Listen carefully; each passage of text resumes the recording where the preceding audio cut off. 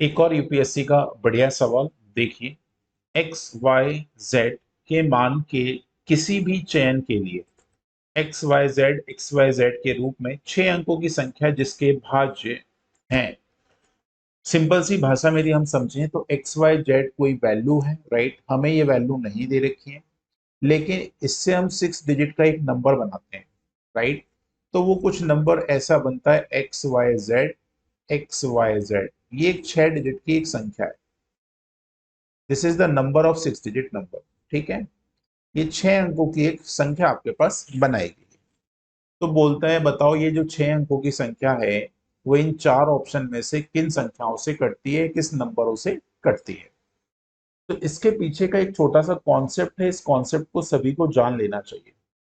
Concept क्या है इसको बहुत ध्यान से समझना, क्योंकि यदि आपके कॉन्सेप्ट क्लियर हैं तो वो कभी भी आपको सवालों में उलझा नहीं सकता। कभी भी वो सवालों में आपसे क्या होगा, उलझा नहीं सकता।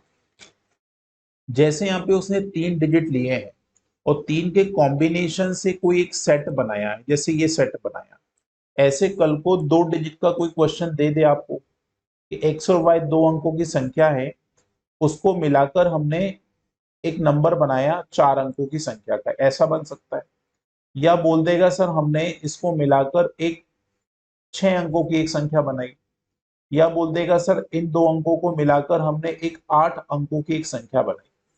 तो याद रख लो, ये जितने भी पेयर बनते हैं ये डिवाइड हमेशा हमेशा होंगे, लेकिन किससे होंगे। तो इसको ऐसे याद कर लो, देखो याद रखने की शॉर्ट ट्रिक बता रहा हूं पहले मैं, राइट। याद रखने की ट्रिक है ये, और कुछ नहीं है। आप क्या कर लो, इसको 1 मान लो, इसको 0 मान लो। तो इसको लाइन से लिखते जाओ, 1 0 फिर आगे 1। बस लास्ट का y छोड़ते जाओ सभी जगह से।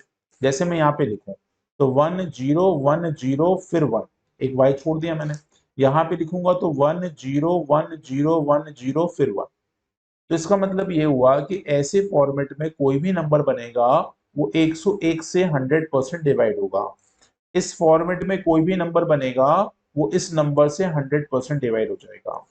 इस फॉर्मेट में कोई भी नंबर बनेगा तो वो सिर्फ और सिर्फ इस नंबर से डिवाइड हो जाएगा। इन द सेम वे, यदि हमें 3 अंकों की संख्याओं में कोई रिलेशन बता दे, उसमें एक ही पैटर्न बनता है, ध्यान रख लो, राइट। जैसे फॉर एग्जांपल, जैसे मान लो ए बी सी हमारी 3 संख्याएं हैं। अब इनका पैटर्न बनाया उसने ए बी सी और फिर से ए बी सी। तो याद रख लो ये नंबर 100% जो डिविजिबल होगा, किससे डिविजिबल होगा, तो ये संख्या 1001 से ही डिवाइड होती है।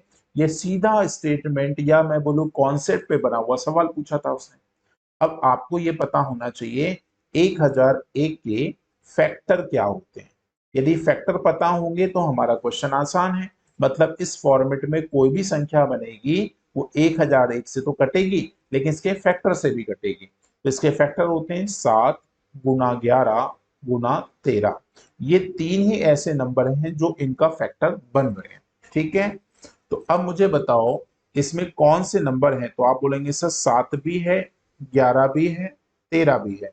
तो ये तीनों नंबरों से ये जो 6 अंकों की संख्या बना रहा है, इन तीन कोई भी नंबर से वो इस नंबर से डिवाइड होगी।